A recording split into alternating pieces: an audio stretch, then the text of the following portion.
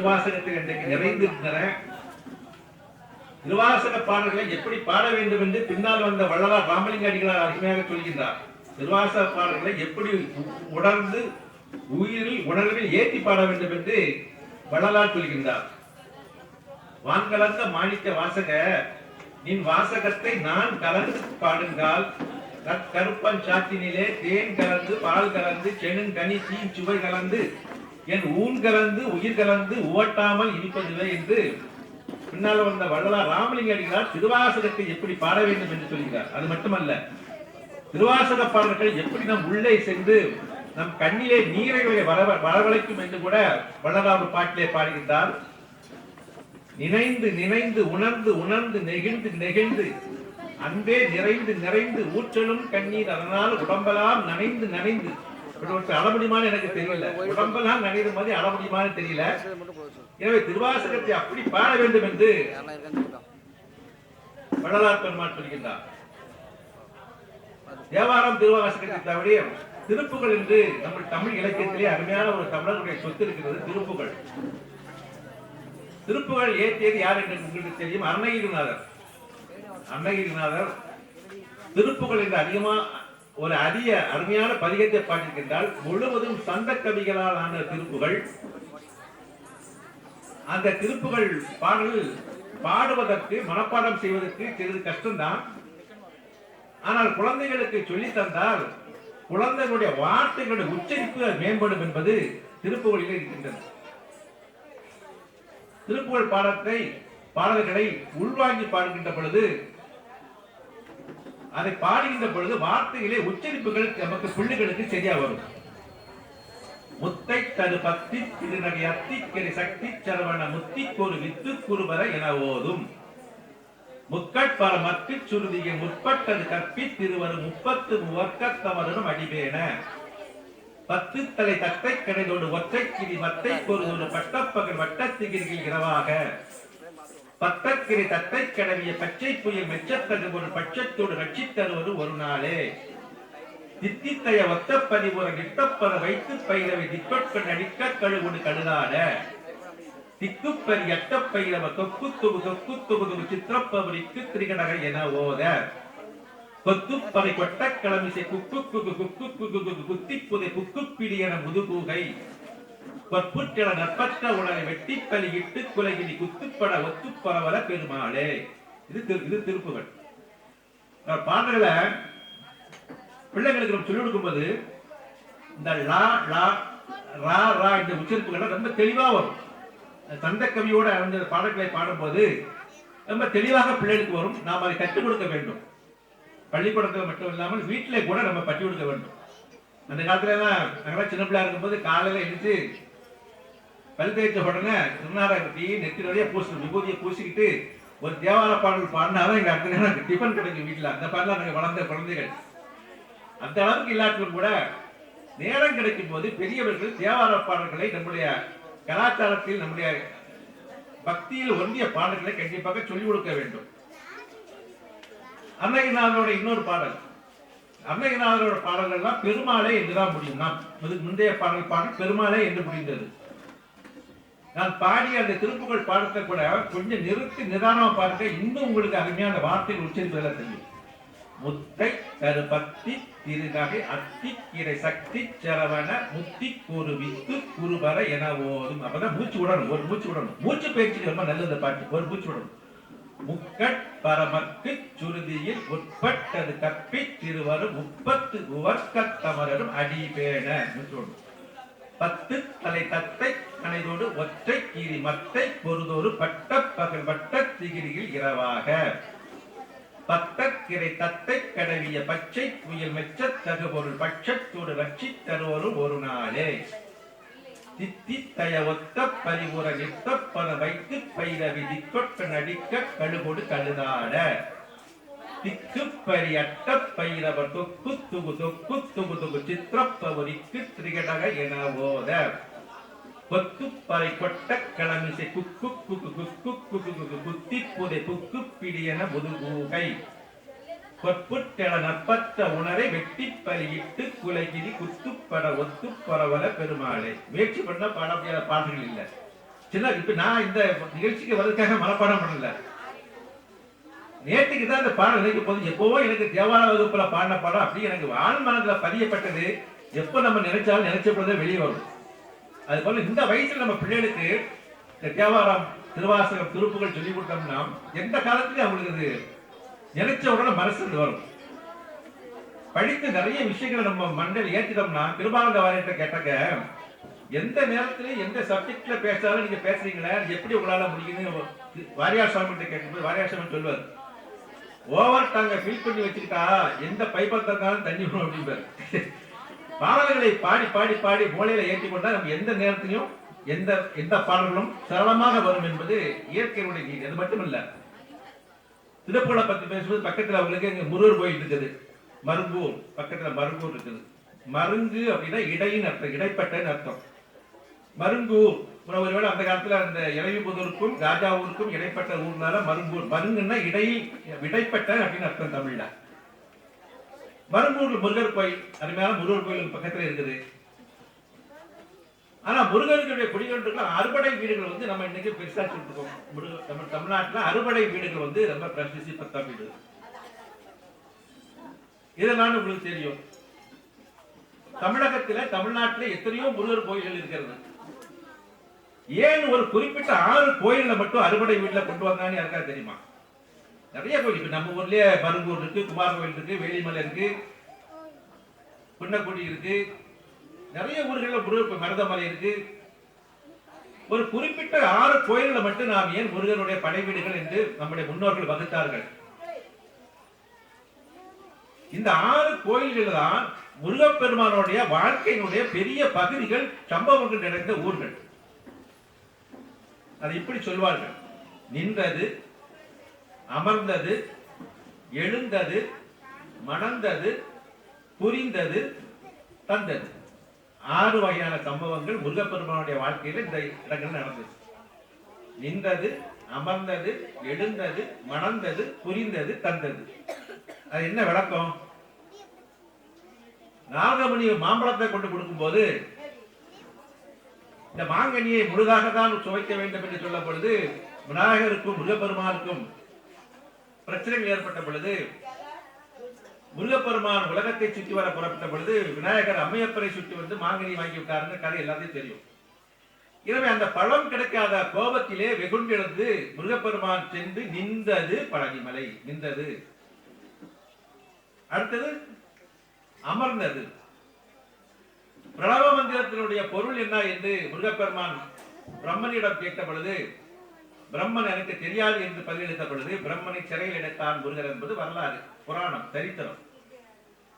அதற்கு பின்னால் பரமசிவர் முருகனிடம் வந்து, நீ பிரம்மாவை சிறையில் அடைத்தாயே, அந்த அர்த்தம் உனக்கு தெரியுமா? எனக்கு தெரியாது.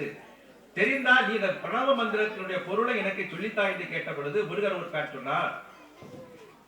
படிக்கின்ற பொழுது சொல்லிக் கொடுப்பவர் குரு, கேட்பவர் சிஷ்யன். இப்ப நான் உங்களுக்கு சொல்லித்தரா நான் குருவாக அமரணும், நீ சிஷ்யனாக உட்கார்ந்தோம் என்று குரு ஸ்தானத்திலே அமர்ந்ததுதான் சுவாமி மலை. எனவே நின்றது, அமர்ந்தது, எழுந்தது. ஒரு அரக்கனுடைய தொல்லைகள், தொந்தரவுகள் தேவர்களுக்கும் மக்களுக்கும் பெரிதாக இருக்கிறது என்று எல்லோரும் சென்று முருகப்பெருமானை வழிபட்ட பொழுது சக்தி வேலை கையில் இருந்து சூரபத்மனை வதம் செய்வதற்காக எழுந்தது திருச்சிலை அலைவா என்று சொல்லப்படுகின்ற திருச்செந்தூர். எனவே நின்றது, அமர்ந்தது, வெகுண்டு எழுந்தது, மணந்தது. தேவயானையை மணந்து கொண்டது திருப்பரங்குன்றம். முருகனுடைய வாழ்க்கையில முக்கியமான பகுதி. ஏனென்று சொன்னால் சூரபத்மனை வதம் செய்த போது இந்திரனானவன் மிகவும் மகிழ்ச்சி கொண்டான். தேவர்களுக்கு தலைவனவன் அல்லவா, தேவர்களை அவர் காப்பாற்றியதற்காக உனக்கு ஏதாவது நான் கைமாறி செய்ய வேண்டும் என்று முருகனை கேட்ட பொழுது இந்திரனுடைய மகளாகிய தேவயானையை மனம் முடித்து கொடுத்தது, மணந்தது திருப்பரங்குன்றம். அதற்கு பின்னால் வள்ளியை, வள்ளிக்குறமகளை கந்தர்வ மனம் புரிந்தது திருத்தணி. திருத்தணிக்கு இன்னொரு விசேஷம் என்னன்னா, திருச்செந்தூர்ல வெகுண்டு எழுந்து சூரபத்மனை வதம் செய்த பிறகு அந்த கோபம் தணிவதற்காக அமர்ந்த இடம் தான் தணிகை. கோபம் தணியதற்காக போன இடம் தான் திருத்தணிகை. எனவே அந்த இடத்தில் தான் புறவள்ளியை கந்தர்வ மனம் புரிந்தார். எனவே நின்றது, அமர்ந்தது, எழுந்தது, மணந்தது, புரிந்தது, அடுத்து தந்தது. மற்ற எந்த அறுபடை வீடுகளில் இல்லாத ஒரு சிறப்பு பழமுதிர் சோலைக்கு உண்டு. பழமுதிர் சோலையில் தான் முருகப்பெருமான் வள்ளி தெய்வானை தம்பதிகளாக காட்சி தருகின்ற ஒரே இடம் பழமுதிர் சோலை. எனவே இந்த 6 சம்பவங்களும் மன்னுடைய வாழ்க்கையிலே முக்கியமான சம்பவமாக இருந்ததுதான் நின்றது, அமர்ந்தது, எழுந்தது, மணந்தது, புரிந்தது, தந்தது. எனவே இந்த 6 வகையான கோயில்களைத்தான் நாம் அறுபடை வீடுகளாக இன்றைக்கு தொழுது கொண்டிருக்கின்றோம், சென்று கொண்டிருக்கின்றோம். இந்த வருடம் கூட கோவிலுக்கு அதிகமான பக்தர்கள் இந்த வருடம் இந்த ஊரில் சென்றதாக சொன்னார்கள். அறுபடை வீடுகளிலே திருச்செந்தூருக்கு என்று ஒரு தனி சிறப்பு உண்டு. உங்களுக்கு தெரியும், ஒன்றிருக்கும் இடமெல்லாம் குமரன் இருக்கும் இடம் என்று சொல்வார்கள். மற்ற திருத்தலங்கள் அறுபடை வீடுகளில் உள்ள பாக்கி 5 திருத்தலங்களும் மலைமேல் அமைந்த கோயில்கள். ஆனால் திருச்செந்தூர் மட்டும்தான் கடற்கரையிலே கடலோரம் அமைந்த அறுபடை வீடுகளில் ஒன்றான திருச்செந்தூர். அது ஒரு வித்தியாசமான கோயில், வேறுபட்ட கோவில், மாறுபட்ட கோவில். அது மட்டுமல்ல, திருச்செந்தூருக்கு நீங்க போனீங்கன்னா மற்ற கோயில்களில் வழங்குவது போல பிரசாதம் அங்க வழங்க மாட்டார்கள். நீங்க எத்தனை பேர் கவனிச்சீங்கன்னு தெரியல. சாதாரணமாக கோயிலில் நமக்கு வாழை இலையிலே மடித்தோ வாழை இலைகளோ பிரசாதங்களை வைத்து தருவார்கள், விபூதியில சந்தனமோ தருவார்கள். ஆனா திருச்செந்தூர் கோயில நீங்க பார்த்திருப்பீங்க, இன்னைக்கும் திருச்செந்தூர் கோயில்ல பன்னீர் இலையில தான் பிரசாதம் தருவாங்க. பார்த்திருக்கீங்களா? இன்றைக்கும் திருச்செந்தூர் கோயில்ல விபூதியோ சந்தனமோ கொடுக்கிறது பன்னீர் இலையில தான் கொடுப்பாங்க. அது ஏன்னு தெரியாமலே நம்ம வாங்கிட்டு இருக்கிறோம். பன்னீர் இலையில கொடுக்கப்பட்ட அந்த தாற்பயம், தத்துவம் என்னவென்று சொன்னால், இந்த பன்னீர் இலையை திருப்பி பார்க்கணும். பன்னீர் இலையில 2 பக்கமும் 6 நரம்புகள் இருக்கும். இந்த பக்கம் 6 நரம்புகள், இந்த பக்கம் 6 நரம்பு, மொத்தம் 12 நரம்புகள். திருச்செந்தூரில் இருக்கிற செந்தில் பெருமானுக்கு கரங்கள் 12, இந்த பக்கம் 6, இந்த பக்கம் 6. எனவே பன்னீர் கையில் உள்ள முருகரே உங்களுக்கு அந்த பிரசாதத்தை வழங்குவதற்கு போல அமைப்பதற்காகத்தான் தத்துவப்படி பன்னீர் இலையில வைத்து நமக்கு பிரசாதம் தருகிறார்கள் என்பது அந்த கோயிலுடைய தனி சிறப்பு. அது மட்டுமல்ல, இந்த பகுதியிலே முருகன் கோயில் நமக்கு இருக்கும்போது முருகப்பெருமானோட நான் ஒரு புலவரை, ஒரு கவிஞரை அதிகமாக நம்ம தமிழ்நாட்டில் இணைத்து பேசுகின்ற ஒரு வழக்கம் இருக்கிறது. தெரியும், ஔவையார். ஔவையை நிறைய பாடல்கள் இருந்தாலும் கூட பல்வேறு சம்பவங்களில் முருகப்பெருமானையும் ஔவையாரையும் சேர்த்து இணைத்து ஒரு சம்பவம் நம்ம பல கதைகளை உருவாக்கி இருக்கிறோம். பல திரைப்படங்கள் கூட வந்திருக்கின்றன. நம்ம ஊரில் ஔவையார்களிலே 4 ஔவையார்கள் இருப்பதாக ஆராய்ச்சியாளர்கள் சொல்கிறார்கள். 4 ஔவையார்கள் தமிழ்நாட்டிலே இருக்காங்க. ஒரு ஔவையார், 4 ஔவையார். அதில் ஒரு ஔவையார் இந்த பகுதியிலே வாழ்ந்ததற்கான புராண சான்றுகள் இருக்கின்றது. அதனால நீங்க பாத்தீங்கன்னா, இப்ப கிடையாது, ஒரு 30-40 வருஷத்துக்கு முன்னால பாத்தீங்கன்னா நம்ம ஊர்ல ஔவையாருங்கிற பேர் நிறைய இருக்கு. பாத்தீங்களா? ஆணுக்கும் இருக்கும், பெண்ணுக்கும் இருக்கும். ஔவையாருங்கிற பேரு நிறைய பேருக்கு இருக்கும். அது மட்டுமல்ல, நம்ம ஊர்ல ஔவையாரம்மனுக்கு ஒரு கோயிலே இருக்கு. நீங்க செம்பராம்பூர்ல இருந்து தாளாக்குடிக்கு போற வழியில ஔவையாரம்மன் என்ற ஒரு கோயில் இருக்கிறது. அங்கே ஆடி செவ்வாய்களில் பெண்கள் சென்று கொழுக்கட்டை அவிழ்த்து வெளியிட்ட பழக்கம் இன்றைக்கு இருக்கிறது. எனவே ஔவையார் இந்த ஊரிலே ஒரு ஔவையார் வாழ்ந்துவதற்கான நமக்கு சான்றுகள் இருக்கின்றன. அது மட்டுமல்ல, தமிழர்களுக்கு என்று ஒரு குணம் உண்டு. தான் மதிப்பாக வைத்திருக்கின்ற ஒருவர் அல்லது தான் மிகவும் மதிக்கின்ற ஒருவர், உயர்வாக கருதுகின்ற ஒருவர், கொஞ்சம் அவருக்கு ஒரு பிரச்சனைகள், இடர்பாடுகள் ஏற்பட்டால் அந்த இடர்பாடுகளில் இருந்து அவரை காப்பாற்றுகின்ற ஒரு தன்மை சாதாரணமாக தமிழர்களுக்கு உண்டு.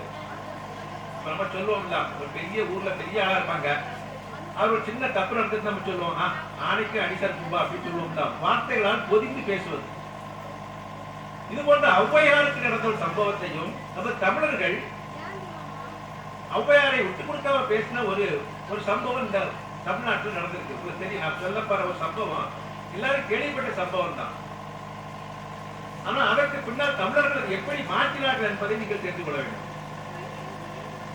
இதே போன்ற ஒரு சித்திரை மாத கத்திரி வெயிலில ஔவையானவள் ஒரு ஊரை கடந்து இன்னொரு ஊருக்கு சென்று கொண்டிருக்கின்ற பொழுது வெயிலுடைய தாக்கம், வெயிலுடைய கொடுமை தாங்க முடியாமல் ஒரு அழகான ஒரு சோலை, அந்த சோலையிலே நிற்கின்ற ஒரு மர நிலையிலே அவ்வை வந்து அமர்கின்றார். அமர்ந்த பொழுது களைப்பு மிகுதியால் அப்படி கண்ண சந்து போகின்ற நிலை வருகின்ற பொழுது அவளுக்கு சற்று வயிற்றிலே ஒரு பசி ஏற்படுகிறது. நீண்ட தூரம் களைத்து வந்ததால் பசி ஏற்படுகிறது. சுற்றுமுற்றுமாக பார்க்கிறாள், எங்காவது ஏதாவது கிடைப்பா என்று. ஒன்றும் பழங்கள் நிறைந்த மரங்கள் எதுவும் இல்லை. அப்போது மேலிருந்து ஒரு குரல் கேட்கிறது. என்ன குரல்? என்ன பாட்டி பசிக்குதா அப்படின்னு குரல் கேட்கிறது. உடனே அவை மரத்தினுடைய மேலே பார்க்கின்ற பொழுது அங்கே ஒரு சிறுவன் அமர்ந்திருக்கின்றார். பார்த்த மாத்திரத்திலே புரிந்து கொள்கிறார், அந்த சிறுவன் வந்து ஒரு மாடு மேய்க்கின்ற ஒரு சிறுவன் என்று. ஏனென்றால் பக்கத்திலே மாடுகள் மேய்ந்து கொண்டிருக்கின்றன, கண்டுகள் இருக்கின்றன. அவருடைய தலையிலே கட்டப்பட்ட தலப்பாகை, அவர் கையிலே வைக்கின்ற கம்பு, இதெல்லாம் வைத்து அடையாளப்படுத்திக் கொண்ட இவன் மாடு மேய்க்கின்ற ஒரு சிறுவன் என்று. ஆமாம்பா, கொஞ்சம் வயிறு பசிக்கு. அந்த கை கேட்கிறான், ஏன் பாட்டி கொஞ்சம் பழம் பறிக்க, நாமப்பழம் பறித்து படட்டா சாப்பிடுறீங்களான்னு கேட்கிறான். உடனே பசிக்கு ஏதாவது களைப்பாடலாம் என்று சொல்லி ஔவையார் அவள் பறித்து போடப்பா, ஏதாவது உனக்கு தெரிஞ்ச பழங்களை கொஞ்சம் பறித்து போடுன்னு சொல்கின்ற பொழுது அந்த பையன், அந்த மாணவிக்கின்ற சிறுவன் அடுத்தது ஔவையிடம் ஒரு கேள்வி கேட்கின்றார். உங்களுக்கு தெரிந்த கதை தான். பாட்டி சுட்ட பழம் வேண்டுமா சுடாத பழம் வேண்டுமா என்று கேட்கின்றார். ஔவைக்கு பொறிதட்டால் போல் இருக்கின்றது. நாம் எத்தனையோ மன்னர்களிடம் சென்று உரையாடி இருக்கின்றோம், எத்தனையோ புலவர்களிடம் நேருக்கு நேர் நின்று வாக்குவாதங்கள் புலமையை காட்டியிருக்கின்றோம். ஆனால் பழத்திலே சுட்டப்பழம் என்று ஒன்று இருப்பதை இதுவரை நான் கேள்விப்பட்டதில்லை என்று அவை கலங்குகிறார். ஆனால் விட்டுவிட முடியாதுதான். சுடாத பழங்கள் பல பழங்களை பார்த்திருக்கின்றோம். ஆனால் இந்த மாணவிக்கு இந்த சிறுவன் சுட்ட பழம் என்று சொல்கிறானே, அது என்னவென்று பார்ப்போம் என்று சொல்லிவிட்டு சுட்ட பழமே எனக்கு போடப்பான்னு சொல்லும்போது அந்த பையன் அப்படி மரக்கிளைகளை விழுக்கின்ற பொழுது கனிந்த பழங்கள் கீழே விழுகின்றன. கீழே விழுந்த பழங்கள் மணல் பாங்கான இடம் என்பதால் மண் ஒட்டிப்படுகிறது. அந்த மண்ணை கையை வைத்து எடுத்தால் கனி சேதமாய் விடுகிறது என்று நினைத்து அவ்வை வாயினால் பூ என்று ஊதுகிறாள். மேலே இருந்து பணி கேட்கிறது, இதான் பாட்டி பழம் சூடுதா என்று தொடர்ந்து கேட்கிறது. இது தெரிந்த கதைதான், கட்டு கதை, தெரிந்த கதை தான். இந்த சம்பவம் உண்மையான சம்பவம். ஏனென்று சொன்னால் இந்த சம்பவத்தை பற்றி அவ்வையே ஒரு பாடல் பாடியிருக்கின்றார். இப்படி ஒரு சம்பவம் ஆகிவிட்டதே என்று அவ்வையே ஒரு பாட்டு பாடிக்கின்றார். கருங்காலி கட்டைக்கு நானாத போராடி இருங்கதை கண்டுக்கு நாடுமே, நாட்டில் காரெருமை மேய்க்கின்ற காலையிடம் நான் தோற்றேன், இனி ஈரிரவும் தூங்காது என் கண். எப்படி பாட்டு? கருங்காலி கட்டைக்கு நானாத கோடாலி. கோடாலி வந்து கருங்காலி கட்டையை வச்சு டப்படப்படான்னு குழந்தை கழிவும். கருங்காலி கட்டைக்கு நானாத கோடாலி இருங்கதிரி தண்டுக்கு நாடுமே. ஆனா அதே கோடாலி கொண்டு ஜலத்ததான் இருக்கும்போது மாலத்தண்டு வெட்டத்துக்கு வெட்டாது. கருங்காலி கட்டைக்கு நானாத கோடாலி இருங்காலி கதிரி தண்டுக்கு நானுமே, காட்டில் காரெருமை மேய்க்கின்ற காலையிடம் நான் தோற்றேன், இனி ஈரிரவும் தூங்க. 2 நாள் எனக்கு உறக்க இல்லாங்கிறான். அப்ப இந்த சம்பவம் நடந்தது உண்மை. ஔவையார் இந்த சம்பவத்திலே வந்து அந்த பையனிடம் தோற்றது உண்மை. ஆனால் நம் தமிழ் சமூகம் எப்படி மாற்றியது என்று சொன்னால், வந்திருந்த பையன் மாடி மேய்க்க பருவத்திலே வந்தது முருகன் என்று நாம் அவருக்கு ஒரு பொண்ணு, அவரோட பொண்ணுக்கு ஒரு பொண்ணு பேசணும். ஏன்னா முருகன் ஔவையார் தோற்கலாம் தான், தமிழ் கடவுள். எனவே ஒரு மாடு மேய்க்கின்ற சிறுவனை தோற்றாங்க அவ்வையை சொல்வதற்கு தமிழ் சமூகம் விட்டு கொடுக்காது. அதனால்தான் அந்த மாடு மேய்க்கிற சிறுவன் முருகன் என்று சொன்னால் முருகன் அவ்வை தோற்கலாம் அல்லவா? இதை தமிழ் சமூகம் அப்படி பல இடங்களில் ஔவையாரை கூட காத்திருக்கின்றது. மட்டும் இல்ல, நம்முடைய திரைப்படங்கள் கூட நிறைய அவ்வையை உதாரணப்படுத்தி தொடர்புபடுத்தி நம்முடைய புராணங்களிலே முருகனோடு புராணங்கள் நிறைய திருவிழாடலும் படம் வந்து பார்த்துட்டீங்க. நம்முடைய இந்து இப்ப ஔவையாருக்கு உருவம் யாருக்குமே தெரியாது ஒருத்தர. ஏன்னா அவங்க வந்து 1000 வருஷத்துக்கு முன்னால வந்தீங்க. ஔவையாருடைய உருவம் யாருக்குமே தெரியாது. ஆனா நம்ம இப்ப ஔவையார் நினைச்சு நமக்கு கண்ணுக்கு முன்னாடி உருவம் வரும் தெரியுமா? யாருடைய உருவம்? ஒரு உருவம் வரும். ஏபிசுந்தரமோட உருவம் வரும். அப்படின்னா நம்முடைய ஹிந்தி பிலாசபில ஒரு தத்துவம் இருக்குங்க. மற்ற எந்த மதத்தில் இல்லாத ஒரு பிலாசபி தத்துவம் இருக்கு.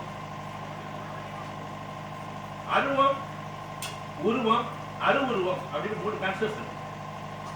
அருவம்னா உங்களுக்கு தெரியும், உருவம் இல்லாதது அருவம். அருவமா இருக்குன்னா எதுவும் ஒண்ணுமே கிடையாது, உருவம் கிடையாது, எதுவுமே கிடையாது. உருவம்னா தெரியும். உருவத்தை அவர் ஆளை பார்த்தோம்னா அவதான் உருவம். ஆனா இந்து பிலாசபில அருவுருவம் அப்படின்னு சப்ஜெக்ட் ஒரு தத்துவம் இருக்கு. எப்படி சொல்லாம இந்த ஸ்கூல்ல இங்க ஒரு ஸ்கூல் இருக்கு. அதுல ஒரு ஹெட்மாஸ்டர் வராரு, சுப்பிரமணிய பிள்ளை அப்படின்னு ஹெட்மாஸ்டர் வராருன்னு நோட்டீஸ் வந்து நோட்டிபிகேஷன் வந்து நோட்டீஸ் போட்டு போட்டாங்க. அடுத்த வாரம் சுப்பிரமணிய பிள்ளை அப்படிங்கிற ஹெட்மாஸ்டர் இந்த ஸ்கூல்ல ஜாயின் பண்ணாரு அப்படின்ட்டு. சுப்பிரமணிய பிள்ளைங்கிற பேர் எல்லாரும் தெரியும். சுப்பிரமணிய பிள்ளை எப்படி இருப்பாங்க யாருக்கா தெரியுமா? சரியா? அப்ப இது அருவம். உருவம் தெரியாத நிலை. சுப்பிரமணிய பிள்ளைன்னு ஒரு ஆள் வாராரு, அப்படி அருவமாட்டே இருக்கு. நமக்கு அவருக்கு கண்ணு சுப்பிரமணிய பிள்ளை எப்படி இருப்பான்னு தெரியாது. சுப்பிரமணிய பிள்ளை அந்த ஸ்கூல்ல ஹெட்மாஸ்டரா ஜாயின் பண்ணிட்டாரு. இப்ப ஜாயின் பண்ண பிறகு நம்ம சுப்பிரமணிய பிள்ளையை நேர்ல பாக்குறோம், உருவம் தெரியுது. எனவே அருவமா இருந்த சுப்பிரமணிய பிள்ளை இப்ப உருவமாக நமக்கு தெரியாது. அப்ப அருவுருவம்னா என்ன? அந்த சுப்பிரமணிய தலைமை ஆசிரியர் ஒரு வருடம் கழித்து வேறொரு ஊருக்கு மாற்றலாய் போயிருக்காரு. அப்ப பழைய தலைமை ஆசிரியர் சுப்பிரமணியன் நமக்கு சொல்லும் போது சுப்பிரமணியம் இருக்க மாட்டாரு. ஆனா அவர் உருவம் நமக்கு மனசுல தெரியுங்களா? சுப்பிரமணியம் இருக்க மாட்டாரு. ஆனா ஹெட்மாஸ்டரோட உருவம் நமக்கு தெரியும். இதுதான் அருவுருவம். அருவமா இருப்பது அது உருவமா நமக்கு தெரியாது. ஔவையாரை நாம் இப்படிதான் உருவப்படுத்திருக்காங்க. ஔவையாருடைய உருவம் யாருக்கும் தெரியாது. ஆனா என்ன பண்ணுவோம்? கே.பி. சுந்தரமாலா வந்து அந்த கோலத்தை அதிகமா நடிக்க வச்சு இன்னைக்கு நமக்கு ஔவையார் அப்படின்னு நினைச்சாலே மனசுல கே.பி. சுந்தரமாலா உருவம் தான் தெரியுது. அவருக்கு உருவம் நம்ம கொடுத்துக்கிறோம். தொழிலாளர் படத்தை கூட நீங்க பாத்தீங்கன்னா அந்த புராணத்தோடு ரொம்ப தொடர்படுத்தி வரும். அது மட்டும் இல்ல, ஔவையார் நிறைய பாடல்கள் பாடினாலும் கூட பிற்காலத்துல ஔவையார் பாடியதாக சில பாடல்களை கண்ணதாசன் இருக்கிறார். ஔவையார் பாடின பாடல் கிடையாது. ஆனா ஔவையார் நடிக்க வைக்கும் போது ஔவையார் சில பாடல்களாக பாடும்போது திரைப்பட பாடல்களை கவிஞர் கண்ணதாசன் இருக்கிறார். திருவிழாவில் கூட பாடுறான். இறுதி காட்சியில சிவன், பார்வதி, விநாயகர், முருகர் எல்லாம் சேர்ந்து நிற்கும் போது ஔவையார் வராங்க, கே.பி. சுந்தரமால் வருவாங்க. அப்ப பார்வதி தேவி ஔவையார்ட்ட ஒரு வேண்டுகோள் வைக்கிறாங்க, பகவானை, எம்பெருமானை, ஈஸ்வரனை 1, 2 இந்த வரிசைப்படுத்தி பாடு அப்படிங்கிறாங்க. இந்த பாடல் ஔவையார் பாடல கிடையாது. ஆனா கண்ணாசன் இந்த ஔவையார் பாடலாக சொல்றாரு. எப்படி? 1, 2 என்று வரிசைப்படுத்தி பாடு. ஒன்றானவன், உருவில் இரண்டானவன், உருவான செந்தமிழின் மூன்றானவன், நன்கான வேதத்தில் நான்கானவன், நமச்சிவாயன ஐந்தானவன், இன்பச் சுவைகளுக்குள் ஆறானவன், இன்னிசை பதங்களில் ஏழானவன், சித்திக்கும் பொருள்களில் எட்டானவன், சித்திக்கும் நவரச வித்தானவன், பத்தானவன், நெஞ்சில் பற்றானவன், பன்னிருகை வேலவனை பெற்றானவன், முத்தானவன், மூல முதலானவன், முன்னைக்கும் பின்னைக்கும் நடுவானவன், ஆணாகி பெண்ணாகி நின்றானவன், அவையொன்று தானென்று சொன்னானவன், தான் பாதி உமைபாதி கொண்டானவன், சரிபாதி பெண்மைக்கு தந்தானவன், காத்தானவன், ஒளியானவன், நீரானவன், நெருப்பானவன், நேற்றாகி இன்றாகி என்றைக்கு நிலையான ஊற்றாகி நின்றானவன், அன்பின் ஒளியாக நின்றானவன் என்று கண்ணதாசன் ஔவையார் பாடலாக பாடுறாங்க. இதில் ஔவைக்கு நம்ம உருவம் கொடுத்தது மட்டுமல்ல, ஔவையாரை வந்து நம்மளுடைய பாடல்களை கூட அவள் பாடலாக பாடல்களை இன்னைக்கு நம்ம நம்பிக்கிட்டு இருக்கோம். ஆனா சிறந்த பாடல்களாக தான் இருந்தது. அது மட்டுமல்ல, இன்றைக்கு ஒரு சிறந்த நாள், இந்த நிகழ்ச்சி கடைபிடிக்கிற நாள் வந்து உங்களுக்கு தெரியும், மிகச்சிறந்த ஒரு நாள், போற்றுதலுக்குரிய ஒரு நாள். இன்றைக்கு தெரியும் உங்களுக்கு ஒரு விஷயம் தெரியும், சித்ரா பௌர்ணமி உங்களுக்கு தெரியும். சித்திரை மாதத்தில் வருகின்ற பௌர்ணமி சித்ரா பௌர்ணமி என்று கொண்டாடுகின்றோம். இந்த சித்ரா பௌர்ணமி மட்டுமல்ல, இந்த நாளில நிறைய விஷயங்கள் இல்லாம இருக்கு. பழைய காலங்கள்ல இன்னைக்கு இந்த ஊர்ல கிராமத்துக்கு இருக்கான்னு எனக்கு தெரியல, சித்ரா பௌர்ணமி அன்னைக்கு கோயில்கள்ல கதை வாசிப்பாங்க. கேட்டீங்களா? ஒருவருடைய கதையை வாசிப்பாங்க, புராணத்தை வாசிப்பாங்க. அது பேரு சித்திரபுத்திர நாயனார். கேள்விப்பட்டீங்களா? சித்திரபுத்திர நாயனார். வீட்டுல அன்னைக்கு கீரை கறி கண்டிப்பா வைக்கணும், கீரை தோரம் வைக்கணும். சித்திரபுத்திர நாயனார்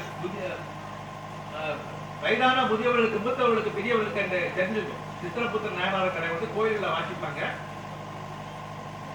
அது இன்னைக்கு சித்திரபுத்திர நாயனார் என்று சொல்லப்படுகின்ற அந்த நாயனார் அவதரித்தது இந்த சித்ரா பௌர்ணமி அன்னைக்கு தான். அது மட்டுமல்ல, இன்றைக்கு நீங்க மதுரைக்கு சென்றீர்கள்னா இன்னைக்கு மதுரை வழியே கோலாகலமா இருக்கும். மதுரை மக்கள் எதை விடவும் சிறப்பாக கொண்டாடப்படுகின்ற ஒரு பண்டிகை, நிகழ்வு, திருவிழா என்று சொன்னா அழகர் இன்னைக்கு ஆத்துல இருக்குவார். சித்ரா பௌர்ணமி அன்னைக்கு தான் கள்ளழகர் என்று சொல்லப்படுகின்ற அந்த பெருமாள் இன்றைக்கு ஆற்றிலே, வைகை ஆற்றிலே நீர் இல்லாட்டாலும் கூட இன்றைக்கு கூட அழகர் ஆற்றிலே இறங்குகின்ற அந்த நிகழ்ச்சி மிகச்சிறப்பாக கொண்டாடி கொண்டிருக்கிறார்கள். தொன்மை மாறாமல், பாரம்பரியமானவர், பழைய தொடர்பு உடைத்து கள்ளழகரை மிகப்பெரிய பச்சை பட்டு உடுத்தி, நீங்க டிவியில கூட நீங்க பார்த்துப்பீங்க, பச்சை பட்டு உடுத்தி கள்ளழகர் ஆற்றிலே இறங்கின்ற காலத்தை, அந்த நேரத்தை மதுரை மக்கள் மிக கோலாகலமாக கொண்டாடி கொண்டிருக்கிறார்கள். அது ஒன்று. அதற்கு முன்னால் நம்ம கேள்விப்பட்ட புத்தர், நம்ம நாட்டிலே பிறந்து ஒரு பெரிய மதத்தை ஸ்தாபித்த புத்த பெருமானுக்கு பிறந்ததும் இந்த சித்ரா பௌர்ணமி தான். அவருக்கு ஞானம் கிடைத்ததும் இந்த சித்ரா பௌர்ணமி தான். எனவே சித்ரா பௌர்ணமிக்கு என்று நிறைய விசேஷங்கள் பெருமைகள் இருக்கின்றது. அது மட்டுமல்ல, நேற்றைக்கு முந்தின நாள் உங்களுக்கு தெரியும், இன்னொரு செய்தியை மட்டும் சொல்லி நான் நிறைவு பெறுகிறேன். நேற்றைக்கு முந்தின நாள் நமக்கு என்ன, பௌர்ணமிக்கு 2 நாளைக்கு மேல வரும், எல்லாரும் கோயிலுக்கு போவோம். என்ன விசேஷம்? பிரதோஷம். பிரதோஷம் அப்படிங்கிற நிகழ்ச்சியை நம்ம எல்லாரும் ஒரு, என்னுடைய சிறு வயது காலத்துல எங்க ஊர் சுசித்திரத்துல பிரதோஷம் நடக்கும். அது எப்படின்னா, கோயில் பிரகாரத்துக்குள்ள 2 வெள்ளி வாகனம் எடுத்து பிரகாரத்தை சுற்றி வருவாங்க. நாங்கெல்லாம் தேவாரம் படிக்கிட்டு சின்ன பையன்லாம் பின்னால போவோம். ஆனா இப்ப சமீபகாலத்தில் 10-15 ஆண்டுகளாக இன்றைக்கு பிரதோஷ வழிபாடு, சனி பிரதோஷம் ஆகட்டும், வளர்பறை பிரதோஷம், இந்த வளர்பறை பிரதோஷம், சனி பிரதோஷம் தான் இன்றைக்கு நம்ம பெருசாக கொண்டாடி கொண்டிருக்கின்றோம். கோயிலுக்கு சென்று வழிபட்டு கொண்டிருக்கின்றோம். ஆனா என்னன்னா, நம்ம சில விஷயங்களை செய்யறோம். ஆனா பெரியவர்கள் அது எப்படி சொல்லியிருக்காங்க, எப்படி வகுத்துக்காக நம்ம அதை கேட்டுக்கிட்டு அதன்படி நடக்கும் போதுதான் அந்த தொழுகையினுடைய அந்த பிரார்த்தனையுடைய முழு பயன் நமக்கு கிடைக்கும். எல்லா கோயிலுமே பிரதோஷ வழிபாடு பண்றாங்க, பண்ணக்கூடாது. பண்ணுவதற்கான அமைப்பு நம்முடைய சாஸ்திரங்களே இல்லை. பிரதோஷ வழிபாடு என்பது முழுக்க முழுக்க சிவனை சார்ந்த ஒரு வழிபாடு. சிவபெருமானை, சைவ மதத்திலே சிவபெருமானை சார்ந்த ஒரு வழிபாடு. ஆனா இன்னைக்கு எல்லா கோயிலும் வைக்கிறாங்க. வைக்கிறத பத்தி குறைக்கிற பிரச்சனை இல்ல. பிரதோஷத்துக்கு என்று கோயிலே அமைப்பு முறை வந்து இருக்கிறது, அதை தெரிந்து கொள்ள வேண்டும். பிரதோஷத்துக்கு நம்ம போறோம்னா அந்த கோயில்ல ஒரு வழிபாட்டு முறை இருக்கிறது, அமைப்பு கோயிலே ஒரு அமைப்பா இருக்கும். பிரதோஷம் எப்படி வந்து கூட உங்களுக்கு தெரியும். தேவர்களும் மற்றவர்களும் பார்க்கடலை கலைந்த பொழுது இந்த வாசி என்ற பாம்பு விஷத்தை கைக்கியது அல்லவா, கெக்கிய நேரத்திலே சிவபெருமான நாலகால விஷத்தை உண்டு. அங்கே இருந்த நந்தி பெருமானுடைய 2 கொம்புகளுக்கு இடையே நடனமாடிய காட்சி தான் பிரதோஷம் என்று சொல்லப்படுகின்ற அந்த நிகழ்வு. பிரதோஷம் அன்னைக்கு நம்ம சிவனை வழிபடுவதை விட நந்தியினுடைய 2 கொம்புகளுக்கு இடையே சிவனை பார்ப்பதுதான் சிறந்தது என்று பெரியவர்கள் சொல்கிறார்கள். நந்தி இருக்கணும், நந்திக்கு பக்கத்திலே ஒரு வாசல் இருக்கணும், அந்த வாசல்ல சண்டிகேஸ்வரர் இருக்கணும். சோமசுந்தர சூத்திரம் என்ற ஒரு சூத்திரம் இருக்கிறது. இந்த அமைப்பு உள்ள 2 கோயில், 4 கோயில், எனக்கு தெரிஞ்சு 2 கோயில் இருக்கு. ஒண்ணு வடிவீஸ்வரத்தில் இருக்கப்பட்ட அழகம்மன் கோயில், அங்க பிரதோஷ அமைப்பு நீங்க நல்லா பார்க்கலாம், அப்படி இருக்கும். இன்னொன்னு வடசேரியில இருக்கப்பட்ட தலிவிய மகாதேவர் கோயில் இருக்கப்பட்ட சிவாலயம். இந்த 2 கோயில்ல தான் பிரதோஷத்துக்கான அமைப்பு, அந்த கட்டிட முறை அமைப்பு ரொம்ப துல்லியமா இருக்கிற 2 கோயில்ல தான். அது எப்படி வழிபட வேண்டும் என்று சொன்னா, நீங்க அந்த கோயிலுக்கு போய் பாருங்க. நீங்க எப்பவும் போல ஜாங்க சுத்தி சுத்தி வருவீங்க. ஆனா இந்த விஷயம் தெரிஞ்ச ஆட்கள் அப்படி சுத்த மாட்டாங்க. அதுக்கு சுற்றுவதற்கு என்று ஒரு தனி வழிமுறை பார்முலா இருக்கு. அதுக்கு பேர் சோமசுந்தர சூட்சம் என்று பெயர், சோமசுந்தர பிரதட்சணம் என்று பெயர். அது என்னவென்று சொன்னா, ரீ சா ரி, ரீ சா கோ, ரீ சா ரி கோ, ரிசரி ரிஷபோ, ரிஷரிகோ. என்ன புதுசா இருக்கா, புரிய மாட்டேங்கன்னா ஒண்ணு இல்ல. ரீனா ரிஷபம், சானா சண்டிகேஸ்வரர், கோ அப்படின்னா கோமுகை. கோமுகைக்கு வேற ஒண்ணு இல்ல, அந்த அபிஷேக நீர் வழி இல்ல, அந்த இடத்துக்கு தான் கோமுகை. எனவே ரிஷபம் சண்டிகேஸ்வரர், கோமுகையே நீங்க சுத்தி வரும்போது கோமுகையை தாண்டி இந்த பக்கம் வரக்கூடாது. பிரதோஷம் கோமுகையில இருந்து ரிவர்ஸ் எடுத்து தான் சாமி கும்பிடணும். இது பிரதோஷ சாமியோட வழிபாடு. நீங்க இப்ப எல்லாத்துக்கும் கையில செல் இருக்கு, நெட் இருக்கு, அதெல்லாம் போட்டு பாருங்க. சோமசுந்தர சூத்திரம்னு போட்டு பாருங்க வரும். ரிஷபம் சண்டிகேஸ்வரர் கோமுகை, கோமுகையை தாண்டி நீங்க இந்த பக்கம் வரக்கூடாது. வந்தா பிரதோஷத்தோட வழிபாடு உங்களுக்கு. இதுக்கு 3 தடவை இப்படி செய்யணுங்கிறது சோமசுந்தர சூத்திரத்துல பிரதோஷ வழிபாடு செய்யுது. எனவே நம்ம போயிட்டு இருக்கிறது தப்பு இல்லை. ஆனா இந்த 2 கோயில்ல தான் நம்முடைய வழிபாடுகள் இன்னைக்கு ரொம்ப சிறப்பா இருக்கு. இதுக்கு அடுத்தால நிகழ்ச்சிக்கு குழந்தைகள் தயாராக வந்திருக்காங்க. உங்களுடைய ஆடல் நிகழ்ச்சி, வரலாற்று நிகழ்ச்சிக்கு என்னுடைய அன்பை சகோதரி நிகழ்ச்சி நடத்துவதற்காக வந்திருக்காங்க. எனவே இன்றிலிருந்து 5 நாட்கள் தொடர்ந்து நடைபெறுகின்ற இந்த நல்ல நிகழ்ச்சியிலே கிரிக்கெட் மேட்ச்ல கவாஸ்கர் மாதிரி ஓப்பன் பேட்ஸ்மேன் என்னை இறங்கிவிட்டு என்னுடைய அருமை நண்பர் இன்னைக்கு ஒரு சொற்பொழிவை தந்திருக்கிறார்கள். நான் முதல்ல சொல்ல விஷயத்தை வேணும் தான் சொல்ல கடைசி சொல்லேன். ஒரு 300 மேடைகளுக்கு மேல் பேசிய அனுபவம் இருந்தாலும் கூட முழுக்க முழுக்க ஆன்மீக சொற்பொழி வாய்ப்பு இன்றைக்கு தான். முதலே சொன்னா நீங்க ஒன்றுமே தெரியாத பேச மட்டும் நிறுத்துறீங்க. சில விஷயங்களை எப்போ சொல்லுவோம் அப்புறம் கடைசி தான் சொல்லணும். நிறைய விஷயங்கள் இன்னைக்கு இருக்கிற பேசலான்னு வந்தேன். எல்லா விஷயங்களையும் ஒரே நாளில் பேசிவிட முடியாது, பேசிவிடவும் கூடாது. நீங்க நிறைய ஆன்மீக சிந்தனைகளை தேட வேண்டும். இது போன்ற நிகழ்ச்சிகளில் அவங்களுக்கு பேச வேண்டும். எனவே துவக்க நிகழ்வாக எனக்கு இந்த வாய்ப்பை அளித்து இந்த ஊரில் வந்து இந்த மக்களை எல்லாம் சந்தித்து இன்றிலிருந்து 5 நாட்கள் அவர் என்னன்னா இந்த ப்ரோக்ராமை பார்த்தோன்னே எனக்கு பெரிய இயல் இசை நாடகம் இந்த முத்தமிழ் ப்ரோக்ராம் இருக்கு. பேசுது வந்து இயல் வியாபார ப்ரோக்ராம் நடக்க போகுது. அப்புறம் சபரி ஐயப்பனோட ஆர்கெஸ்ட்ரா நடக்க போகுது இசை. அப்புறம் நம்முடைய மாவைக்கூத்து ஒன்று நடக்க போகுது, இது நாடகம். எனவே இயல் இசை நாடகம் இந்த புத்தகங்களும் இந்த ப்ரோக்ராம்ல அடங்கியிருக்கு. அதை இருக்கிற நிகழ்ச்சியை அவர்கள் வடிவமைக்கிறார்கள். எனவே இந்த நல்ல நாளிலே, இந்த நல்ல நிகழ்விலே, நல்ல சந்தர்ப்பத்திலே நல்லவர்களாகிய ஆன்மீக சிந்தனையாளர்கள் உங்களுடன் பேசுவதற்கு ஒரு வாய்ப்பு வழங்கிய என்னுடைய அருமை நண்பர் இசைச்செல்வன் அவர்களுக்கும் அவருடைய குடும்பத்தாருக்கும் நண்பர்களுக்கும் மீண்டும் ஒருமுறை நன்றியை வணக்கத்தை கூறி விடைபெறுகின்றேன். நன்றி, வணக்கம்.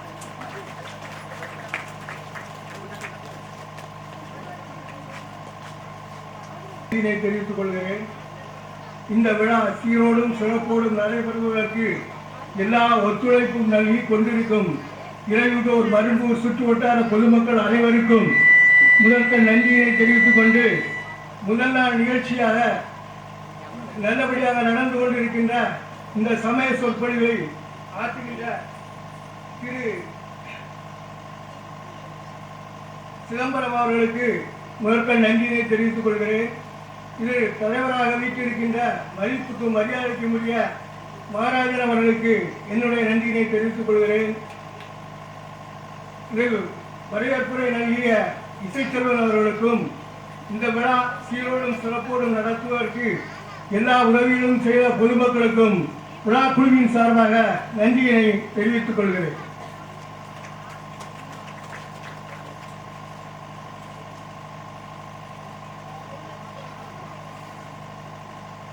தலைவர் அவர்கள் சிறப்பாக அவர்களுக்கு பொன்னாரை பற்றி கௌரவிப்பார்கள்.